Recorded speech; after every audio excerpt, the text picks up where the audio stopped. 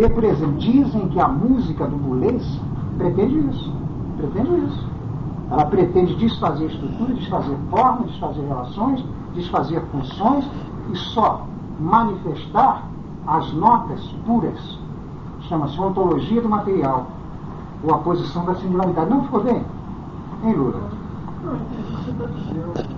Não, o que eu estou colocando é tudo que existe no mundo, chama-se material. E o material, pouco importa, seja material pictórico, material sonoro, material arquitetônico, o material é organizado por uma estrutura, organizado por uma forma, organizado por relações. Esse material ganha funções. Se você tirar funções, relações, forma e estrutura, você tem um material puro. Isso chama-se singularidade. O desconstrutivismo passaria por aí. Passaria por aí. Seria exatamente isso. Você teria as puras singularidades. Entenderam? Então, por exemplo, você pega uma música. As singularidades de uma música são as notas musicais.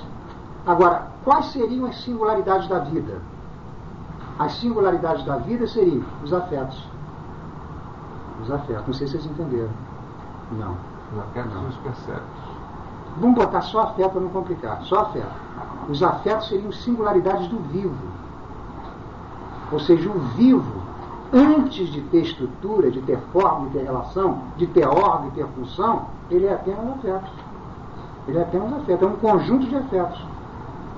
Ficou difícil, não sei. É melhor você fazer mais um café para mim. Eu vou parar 2 minutinhos para descansar. Acho que ficou difícil. Hein, Lula? Ficou aqui, né? Eu acho que faz muito bem, porque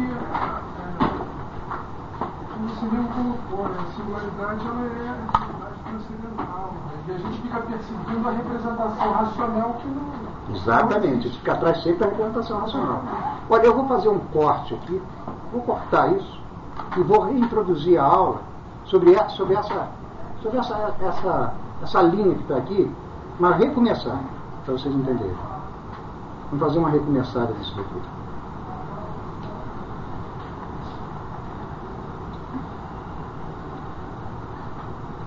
A dificuldade é imensa, é imensa. O primeiro tema que emerge é que o indivíduo, que pode ser facilmente compreendido, porque o indivíduo é tudo aquilo que existe, essa xícara, essa mesa, esse copo, esse homem, isso é o que existe. O indivíduo é aquilo que está sempre num lugar no espaço, está ocupando um lugar no espaço. E ele está sempre no presente do tempo. No lugar no espaço e no presente do tempo. Isso é indivíduo. Sempre. Certo? Então, quando você encontrar um indivíduo, você pode aplicar aquela noção latina, hic et nunc. Ele está sempre aqui e agora. Olha aí como é que vocês estão aqui e agora. Tá certo? Agora, a singularidade, aí é que vem a dificuldade. Ela não está no mesmo tempo que o indivíduo. Começa a surgir a grande dificuldade aqui. Porque a singularidade vai estar em outro tempo que não o tempo do indivíduo. E aí nós começamos a ter dificuldade de entender. Certo? Toda dificuldade de entender esse campo da singularidade é exatamente que você abandona as propriedades que o indivíduo tem, ação e paixão, tensão, presente no tempo, lugar no espaço. Quando você passa para a singularidade, esses componentes não existem mais. Aí você começa a sentir uma dificuldade imensa em acompanhar aquilo que está sendo feito.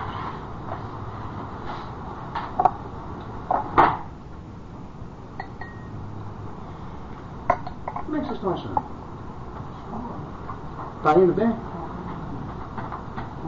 Esse negócio com o indivíduo, em relação ao espaço-tempo, é o bloco do espaço-tempo. Né? Bloco do espaço-tempo, é o bloco do indivíduo. espaço-tempo. A singularidade está fora desse bloco. Olha, é até a coisa mais fácil do mundo de se compreender isso, porque isso é que nós chamamos normalmente, vulgarmente, de real. O real é exatamente o lugar das ações e das paixões. O cinema americano, o faroeste americano, é exatamente isso. É exatamente a ação. a potência da ação e da reação. Isso que é o indivíduo. O indivíduo sempre age, mas quando ele age sobre alguma coisa. E essa alguma coisa sobre a qual ele age sobre ele. Então, o indivíduo pode ser colocado agora de uma maneira ainda mais fácil, é todo campo existencial. Existe, é indivíduo. Existe, está aqui agora. Existe, bloco de espaço-tempo. Existe ação e paixão. A existência se liga ao indivíduo, ao corpo, à ação e paixão. O que mais? O esforço e resistência. Ou seja, sempre que você falar de indivíduo, são dois elementos. Esforço e resistência. Ação e paixão. Sempre. E a singularidade não existe? Não, a singularidade não. A singularidade é outra coisa. Vamos pensar só em indivíduo. Então, um filósofo chamado Charles Sanders Peirce, P-E-I-R-C-E, colocou uma categoria para explicar o indivíduo. A categoria mais estranha, chama-se segundidade. Segundidade quer dizer tudo aquilo que existe. Tudo que existe. Porque tudo que existe necessariamente age e padece. Não tem jeito. Existiu são dois elementos. Ação e paixão, esforço e resistência, e assim por diante. Isso é o plano do indivíduo. Tá certo? Agora, quando você passa para o plano da singularidade, todas essas propriedades que estão no indivíduo desaparecem lá. Então nós vamos fazer aquele trabalho que se chama trabalho de exclusão. Você, em vez de querer buscar quais são as propriedades da singularidade, você retira as propriedades do indivíduo que você começa a encontrar a singularidade. Então vamos dizer, o indivíduo tem ação? Eu digo, a singularidade age? Não. Não padece, não age, não padece, não tem esforço, não tem resistência. Não tem nada disso.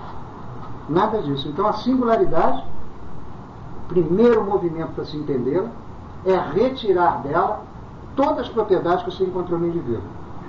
No discurso do Charles Sanders Peirce, a singularidade chama-se Segundidade. primeiridade. Sim, Segundidade é existência, é indivíduo. Ao contrário. Entendeu? Então, você vai encontrar a segundidade como sendo o campo do indivíduo, a primeiridade como o campo das singularidades. Eu acho que foi bem assim. Hein, Lula? Tá? Acho que deu uma melhoradinha.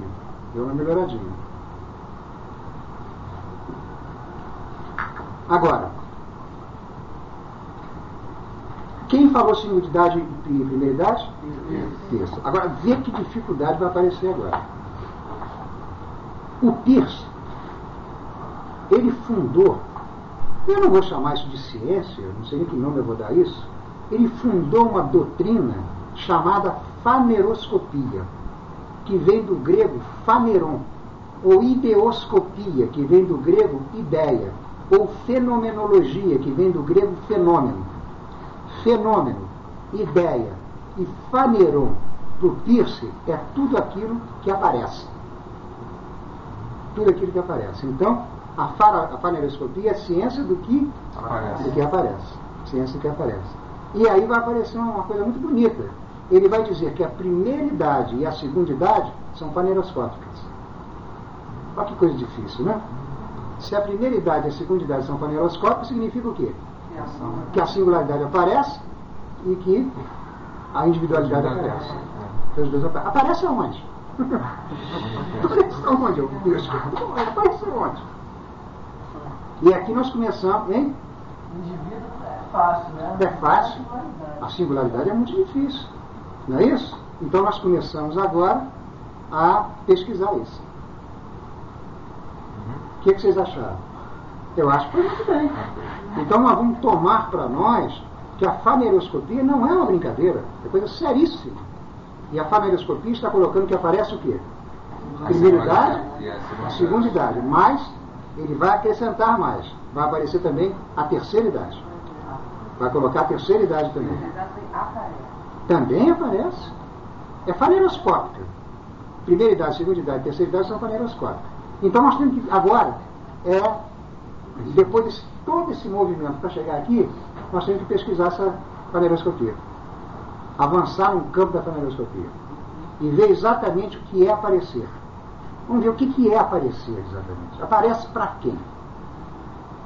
Porque a palavra aparecer, é evidente que o que aparece, aparece para alguém. Não há como você pensar a aparição em si mesma. É sempre aparecer para alguém. Esse alguém, diz o texto, é a consciência. Então aparece para a consciência. Que coisa estranha, né? Você começa a se encaminhar num estranhamento imenso. Então, primeira idade, segunda idade e terceira idade, que seriam os componentes da faneiroscopia do texto, que seria exatamente a ciência daquilo que aparece para a consciência. Então, a consciência, ela tem nítido contato com a primeira e com a segunda idade. Ela vê, ela entra em contato com o indivíduo, está dito isso. Aí a gente compreende muito bem, né? A segunda idade a gente compreende muito bem. Agora, a primeira idade é que começa a ficar difícil para nós, porque a primeira idade foi dita que ela não tem as propriedades da segunda idade. Agora nós temos que enumerar a propriedade da segunda idade, porque é o meio que nós vamos alcançar para descobrir o que é a primeira idade. Porque a única maneira que nós temos para chegar até a primeira idade, que é o elemento principal, chegar à primeira idade, é descrever as propriedades da segunda idade, excluí-las da primeira idade. Então vamos lá. Olha que coisa de louco, hein? A segunda idade existe. Logo, a primeira idade não existe. A segunda idade é ação e paixão. Logo, a primeira idade nem age, nem padece. A segunda idade é tensão. Logo, a primeira idade não tem tensão. Tá certo? A segunda idade é um estado de coisa. Logo, a primeira idade não é um estado de coisa. Então, nós excluímos essas propriedades da primeira idade. A primeira idade vai ter excluída dela todas essas propriedades.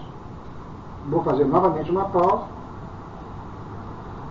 E estou mostrando para vocês que está surgindo no campo do saber um componente inteiramente novo, chamado singularidade da primeira idade. Que os pensadores desse campo, os pensadores que trazem com ele Peirce, a primeira idade, Simondon, singularidade, etc., os pensadores que trazem esse novo campo, eles vão afirmar que você não poderá compreender o campo da existência sem incluir o campo da singularidade. Então, a ciência ou o saber precisará, para se constituir, dessas duas metades, a metade do indivíduo e a metade do singular. Não sei se ficou bem aqui. Você não poderá mais pensar uma coisa sem outra. Você tem o bergsonismo? Traz para mim. É o Boltzmann, né? Satisfeito. O Boltzmann, exatamente. O Boltzmann foi satisfeito com a síntese passiva do hábito. Ele precisou de mais uma síntese. Olha, eu vou até aproveitar o que Lula falou e vou passar para um outro campo. É a mesma coisa, mas vou passar para outro campo. Falar de outra maneira. Você acha que está indo bem, Silvio? Está aí, certo? Está muita coisa assim precipitada. Eu estou um pouco confusa quando você diz que a primeira idade, então, não tem existência. Não tem. Não é uma confusão quase que insuportável dizer que uma coisa aparece, que não sei o que, e não tem existência? Calma, eu vou explicar o que é.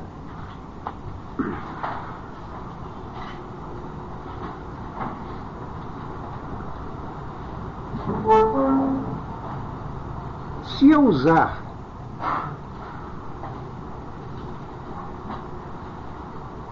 três palavras: existência, insistência e consistência, eu vou usar a palavra existência dizendo que ela tem um significado, e a palavra insistência e consistência como se elas fossem sinônimas.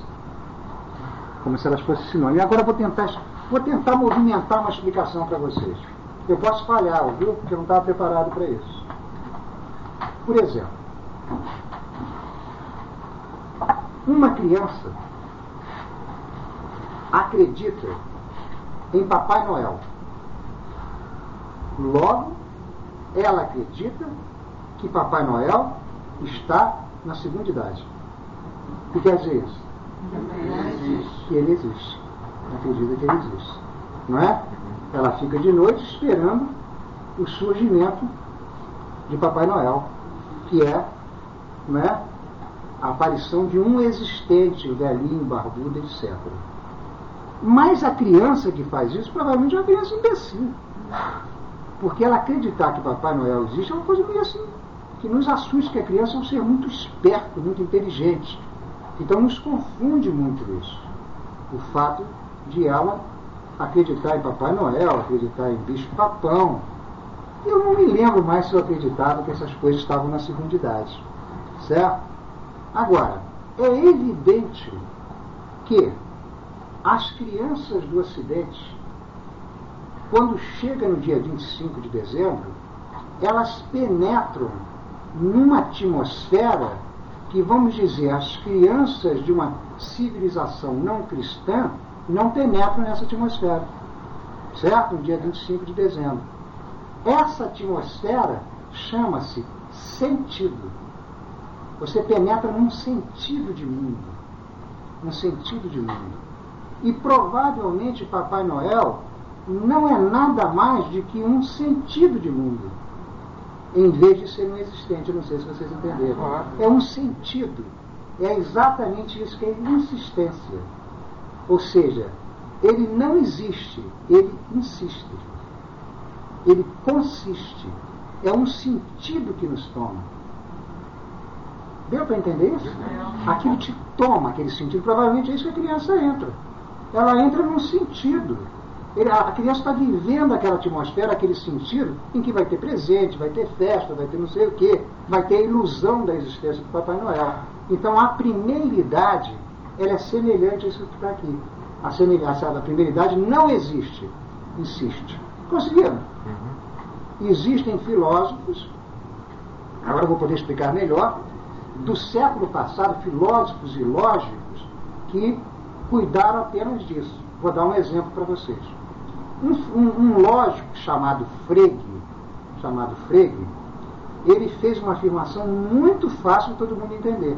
Ele afirmou que o planeta Vênus existe. Olha, você imagina o sujeito dizer que o planeta Vênus existe, aparecer na primeira página de todos os jornais do mundo. É uma loucura, né? Então o planeta Vênus existe, mas todo mundo sabia disso. Né? Ele afirmou que o planeta Vênus existe. Mas o planeta Vênus, de manhã, como é que ele se chama? Estrela d'alva, né? Estrela d'alva de tarde. Véspera. Ele é estrela d'alva de manhã e é a estrela da manhã e estrela da tarde de tarde. D'alva e véspera. D'alva e véspera são Vênus. Na verdade, d'alva e véspera são dois sentidos de Vênus. Vê se vocês entenderam. Dois sentidos. Você entendeu? O sentido nada tem a ver com a existência. O sentido é outra coisa. Porque quando Vênus está numa posição em relação ao Sol e em relação à Terra, ele é d'alva. Quando ele está noutra posição em relação à Terra e ao Sol, ele é véspera. Isso daí é o sentido das coisas. Então as coisas, elas existem e têm múltiplos sentidos. O Ricardo Reis é um sentido de Fernando Pessoa. É um sentido de Fernando Pessoa. É exatamente isso. Então o sentido é difícil, eu vou ter que voltar ao sentido para explicar bem mais fortes para vocês. O sentido é sinônimo de acontecimento. Marca lá. Ou seja, quando em Todos os Prazeres fez aquela música, acho que foi ele, ele estava trabalhando com sentido. Ele não estava trabalhando com a existência. E vai haver um filósofo no século passado, nós vamos trabalhar nele, chamado Meinong, M-E-I-N-O-N-G. Né? Meinong. Esse filósofo, ele vai trabalhar apenas no sentido. Apenas no sentido. É fantástico o trabalho dele. E através disso vocês vão começar a descobrir o que está havendo aqui.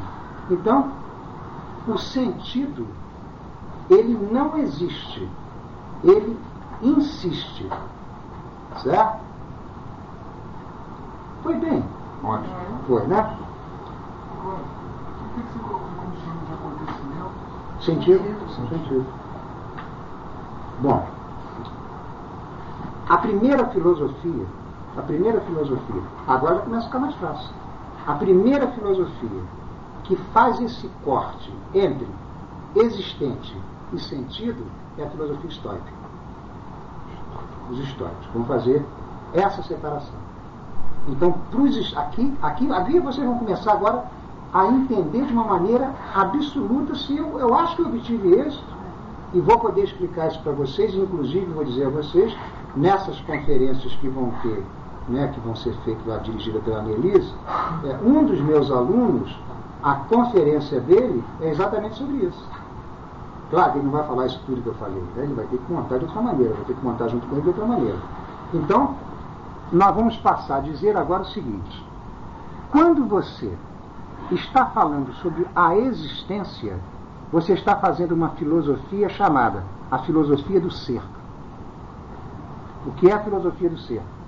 É a filosofia da existência. O filósofo que fez a filosofia do ser foi Aristóteles. Certo? Os estoicos, eles também fazem a filosofia do ser, que é a filosofia da existência. Mas eles fazem também a filosofia do sentido. Então os estoicos fazem a filosofia do ser e a filosofia do extra-ser. Então vamos ver a diferença do Aristóteles para os estoicos. Aristóteles é só a filosofia do ser. Os estoicos é a filosofia do ser e do extra-ser. Vocês entenderam? Qual é a diferença dos estoicos para os Aristóteles? Não é extra-ser. Mas vocês vão ver que nenhum aristotélico entendeu o extra-ser. Eles não entendem o extra-ser. Aristóteles é a filosofia do... Vamos ver quais são os elementos do ser? Quais são os elementos da filosofia do ser? A filosofia do ser é a filosofia da existência? É? Então, a substância primeira pertence à filosofia do ser? Por quê? Porque existe. Agora, o que mais que pertence à filosofia do ser? Não, calma. O que mais que pertence à filosofia do ser são os acidentes. Os acidentes. Preste atenção. Existe na filosofia do ser o indivíduo, e o indivíduo se constitui pelos acidentes. Os acidentes são qualidades, quantidades, relações, paixões, ações. Isso são os acidentes do indivíduo. Então a filosofia do ser trabalha com substância primeira e acidentes. Em primeiro lugar. Tá certo? Todo mundo entendeu? A substância primeira pertence a quem? Filosofia do ser. Os acidentes pertencem a quem? Filosofia do ser. Mas além disso, a filosofia do ser necessita da razão e da sensibilidade. Por quê? Porque é a razão e a sensibilidade que vão conhecer o indivíduo e o acidente. Então a filosofia do ser é a filosofia, marquem exatamente o que eu estou dizendo. A filosofia do ser é a filosofia da substância, dos acidentes e das faculdades. Foi bem, Silvio, assim? Vocês vão me vigiando. Vigiando, porque senão disparo aqui, é uma loucura. Então, o que são as faculdades? As faculdades são o poder de conhecer a substância dos acidentes. Então nós vamos dizer que as faculdades, para ficar bem simples, são duas: sensível e inteligível. São duas: faculdade sensível e faculdade inteligível. A faculdade sensível, ela conhece a substância primeira e os acidentes. A faculdade sensível são os nossos 5 sentidos. Ela conhece a substância e os acidentes. E a inteligível, aí que vem uma pequena complicação, a inteligível é aquela que faz conceitos, juízos e raciocínio. Então vamos lá. Olha como é que dá o processo.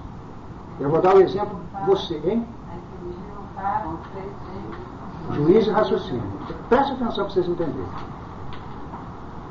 Eu, pela sensibilidade, Lula é exemplo hoje, né? Porque Lula é fortão, grandão.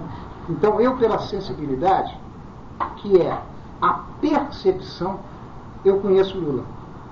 Pela percepção, eu entro em contato com ele. Mas se por acaso eu fechar os olhos assim, Lula desaparece da minha percepção. Correto? Então eu tenho uma faculdade chamada imaginação, memória, que grava os objetos da percepção dentro de mim. Vocês entenderam? Eu fecho os olhos, mas Lula se conserva dentro de mim. Tá certo? Então a imaginação e a memória, elas produzem o que se chama fantasma sensível. O que é o fantasma sensível? É o objeto da percepção conservado no sujeito. Isso é o fantasma sensível. Agora, esses fantasmas sensíveis, todos vocês que estão aqui, certo? Eu vou produzir por um processo chamado abstração. A abstração retira dos fantasmas sensíveis a unidade racional deles. Então eu arranco uma unidade dos fantasmas sensíveis e isso chama-se fantasma inteligível. Então o fantasma sensível é expresso na linguagem pelos nomes próprios ou adjetivos demonstrativos, e o fantasma inteligível é expresso na linguagem pelos nomes universais, que são os nomes associados ao artigo definido. O homem, a mulher, a mesa, o copo. Entenderam? Então, na filosofia do ser, eu vou voltar mais forte depois nisso com vocês, nós temos substância, acidente e as faculdades. Nas faculdades aparecem os dois fantasmas. Quais são os fantasmas? Sensível e inteligível. Depois eu explico melhor o fantasma inteligível. Agora, quando você passa para a filosofia estoica, isso eu não vou fazer agora porque seria jogar um fogo muito forte em vocês, os estoicos fazem uma filosofia do ser. A filosofia do ser do Aristóteles não é substância, acidente e faculdades? A filosofia do ser dos estoicos é substância, acidente e faculdades. Só que a substância, acidente e faculdades nos estoicos é diferente do Aristóteles. Isso eu não vou fazer já. Mas eles reproduzem praticamente na filosofia do ser. E eles acrescentam ao ser o extra-ser ou o não-ser. Os estoicos. Eles acrescentam isso. Ficou bem assim? Esse extra-ser eles vão chamar de tempo, vazio e sentido. Então, o tempo e o vazio e o sentido seriam exatamente aquilo que eles chamam de extra-ser. O tempo, o vazio e o sentido não são nem substâncias, nem acidentes. E não podem ser apreendidos pela faculdade sensível, nem pela faculdade inteligível, porque as faculdades sensíveis e inteligíveis só têm capacidade de representar a substância e o acidente. Não sei se vocês entenderam. Então, quem vai apreender esse incorporal, esse que eu chamei de tempo, vazio e sentido. E agora eu posso acrescentar uma coisa para vocês, que é a palavra incorporal. Porque no ser você tem os corpos. No extra-ser você tem um incorporal. Está aparecendo um novo componente do pensamento chamado incorporal. Está indo bem, senhor? Esse incorporal não pode ser apreendido nem pela faculdade sensível, nem pela faculdade inteligível. Quem apreende esse incorporal, vamos botar cegamente, é o pensamento. Então, pensamento é diferente de razão. Está vendo? Como é que as coisas começam a ficar totalmente originárias? Então, é exatamente isso que os estoicos estão falando, que haveria alguma coisa chamada incorporal. No incorporal eles botaram o tempo, o vazio e o sentido, e esse incorporal é apreendido, é falso, ele é expresso pelo pensamento. Enquanto que os corpos são representados pela faculdade sensível e faculdade inteligível. Então, quando você está no campo da representação, você está na filosofia do ser. Você, para sair do campo da representação, você tem que ir para a filosofia do extra-ser. Agora vamos fazer uma pausa, vocês tomam um cafezinho aí para dar uma descansada, tá? Foram 10 mil palavras. Foi falando muito rápido, né? 10 mil palavras. Não quero um café. Não querem tomar um café? Ele voltou para o Palavras. Sucessão e simultaneidade. É só para não me esquecer. Não, sucessão e simultaneidade. Não, acabou com a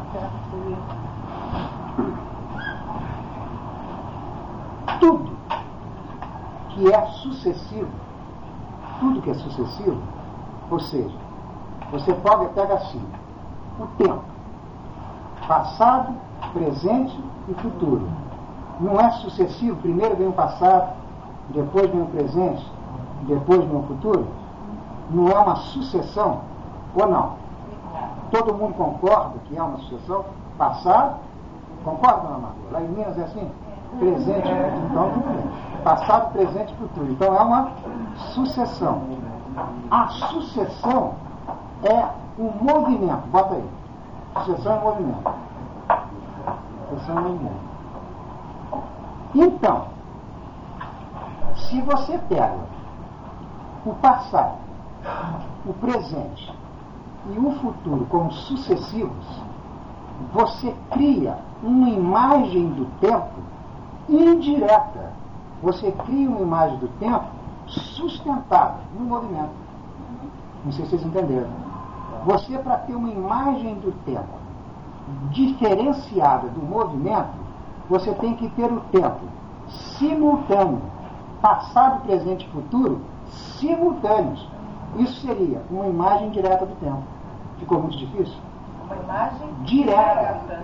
Porque o que nós fizemos esses séculos todos foi construir uma imagem direta do tempo.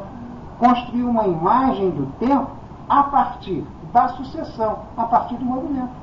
Então nós temos que encontrar uma imagem do tempo que não seja sucessiva para que seja uma imagem direta. Vocês entenderam? E agora acho que foi fantástico, não foi? Ou não?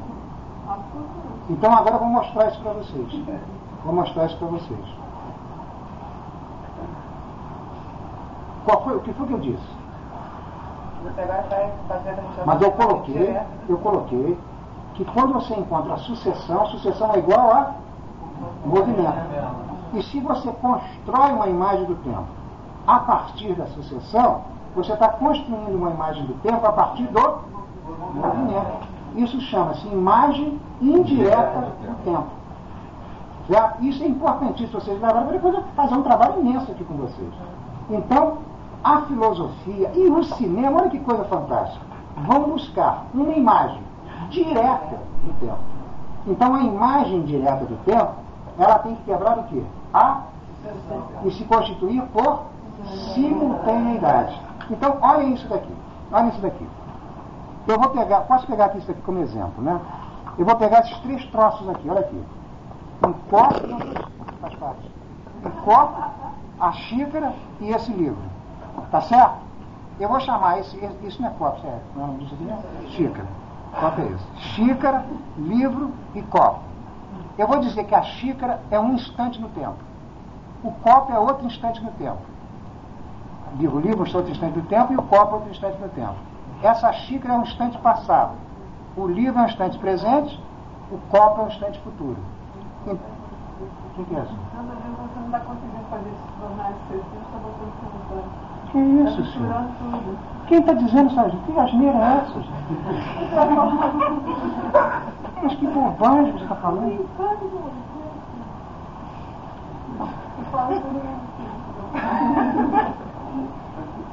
Essa xícara e esse livro e esse copo, eles são instantes separados um do outro. Eles são descontínuos. Aqui está o passado, ele está separado do presente, o presente está separado do futuro. Cada um é um instante. Então você tem quantos instantes aqui? 3 instantes. Passado, presente e futuro. Certo? Nós vivemos no presente.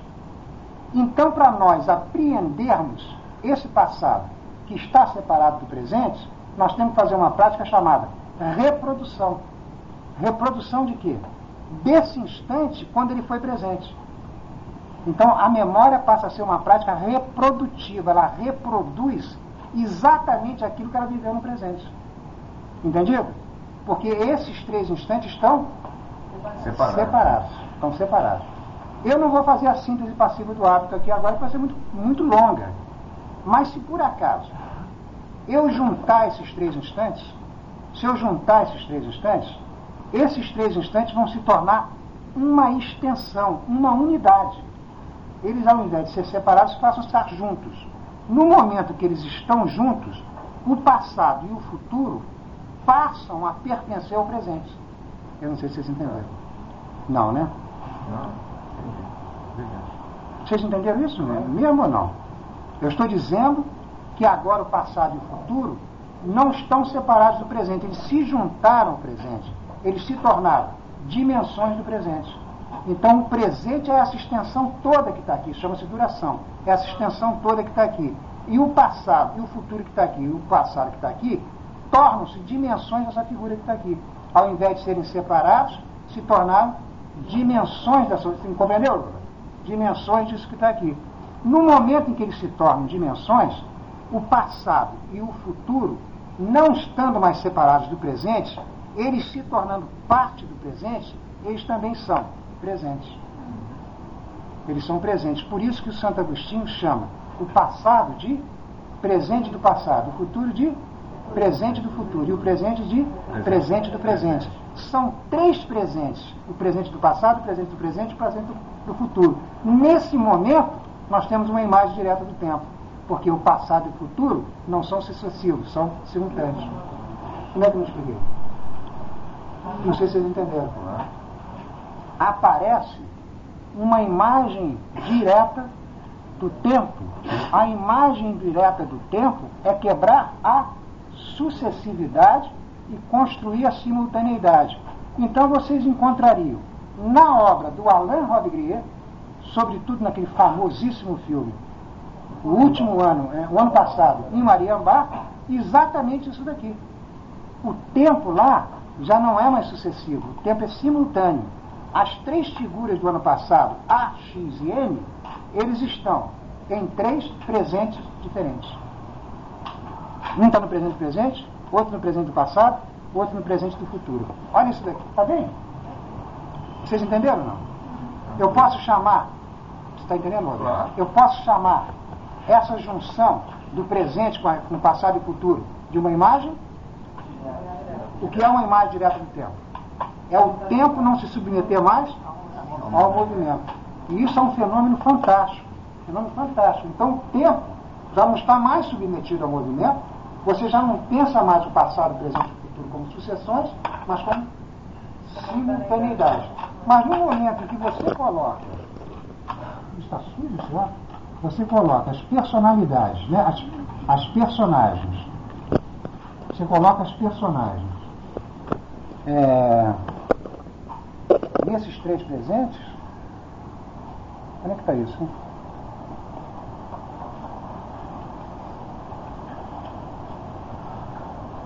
Não. Onde é?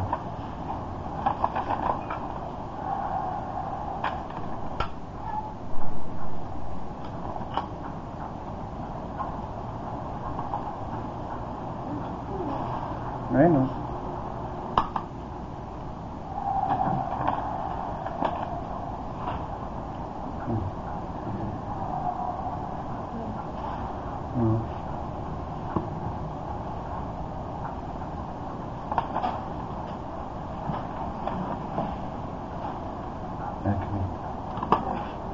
Olha que coisa interessante.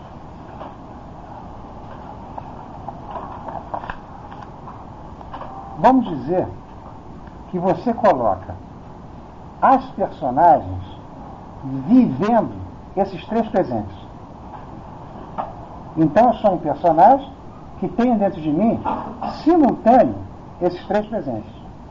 Então, eu sou apresentado a Lula. Aí nós nos conhecemos. Mas nós já nos conhecíamos. Por causa do presente e do passado. E não se conhece ainda, por causa do presente e do futuro. Não sei se vocês entenderam. Então, é uma coisa incrível. Você vai encontrar.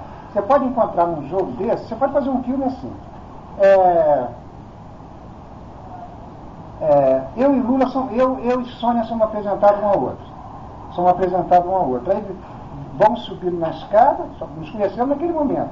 Vamos subindo na escada, vamos no quarto e apanhamos nosso filho. Não sei se vocês entenderam. Apanhamos nosso filho. Viemos andando e entramos numa festa e somos apresentados um ao outro. Não sei se vocês entenderam. Então, o que vai acontecer é a quebra da narrativa clássica. A narrativa clássica se rompe totalmente. Você vai ver um filme desse, por exemplo, a novela Vague, vocês vão ver Talk Dance. Não sei se vocês viram esse filme é exatamente isso. Você fica todo rebentado. Por quê? A imagem indireta do tempo se rompe, você entra na imagem direta do tempo, e na imagem direta, a narrativa tem que se modificar. Aí você diz, esse diretor desse filme é maluco, esses caras se conheceram, agora já tem filho, e agora não se conhecem? É porque ele está trabalhando com o que se chama, marca aí, pontas do presente. As pontas do presente. Então, as pontas do presente é tornar o tempo simultâneo.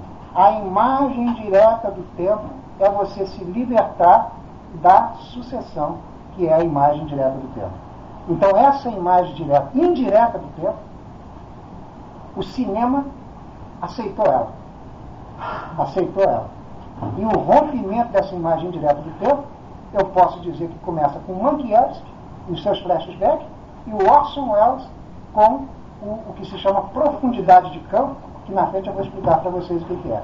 Para romper, quebrar a imagem direta do tempo e construir a imagem direta do tempo. Isso no cinema. Mas na ordem da filosofia, o procedimento é o mesmo. Também a filosofia vai querer quebrar a imagem direta, indireta do tempo e construir a imagem direta do tempo. Isso é exatamente a obra do Bergson. Entenderam? É construir uma imagem direta do tempo. Ou seja, durante todos esses séculos, nós fomos prisioneiros da imagem direta do tempo. E a obra do Bergson, a obra do Spinoza, a obra do Nietzsche, a obra do Deleuze diz: nós só conquistamos a liberdade, nós só conquistamos a vida se nós conquistarmos o tempo. Ou seja, se nós conquistarmos a imagem direta do tempo. Então a obra dele é para nos conduzir para a conquista da imagem direta do tempo. E deixa eu terminar para ver o fim do jogo. Foi bem? Essa da imagem direta do tempo é magnífica, né? Então vocês podem, quem tem esse livro daqui, vocês podem ler nesse livro daqui a imagem em tempo. Hein? Não, isso aí não, isso aí não. Ah, não, segunda. Tá? Mas aí chica mesmo para vocês. Na página 121. Página 121 começa. Então, essa aula foi uma aula chamada aula atípica, anômala, tá? Mas foi excelente, né? Foi excelente, foi inteiramente anômalo. Eu pude fazer uma passagem ultra rápida. Eu falei com o livro, eu falei tão rápido na minha vida, tá? E pude chegar até onde eu queria, que foi a filosofia do ser e a filosofia do extra-ser. Porque é exatamente na filosofia do extra-ser que nós vamos ter a imagem direta do tempo. Então, já nas próximas aulas, isso é que eu disse no começo da aula, eu vou me servir essa aula de hoje. Agora, se alguém disser assim, Cláudio, eu não me lembro mais o que é a representação aristotélica, eu digo, Cláudio, você não explicou a filosofia do ser nos estoicos. Não expliquei. Faz favor de explicar. Eu expliquei a filosofia do ser em quem? Mas no estoico eu não dei. E a filosofia do ser, dos estoicos, é o modelo da ciência moderna. Por isso que eu me preveni para não dar muito rápido. Certo? É toda a questão da segundidade. Ser igual a existência igual a segundidade. Tá certo? E extra-ser. Primeiridade, tá? Singularidade, sentido e corpo. Tá fácil. Diga aí, Sérgio.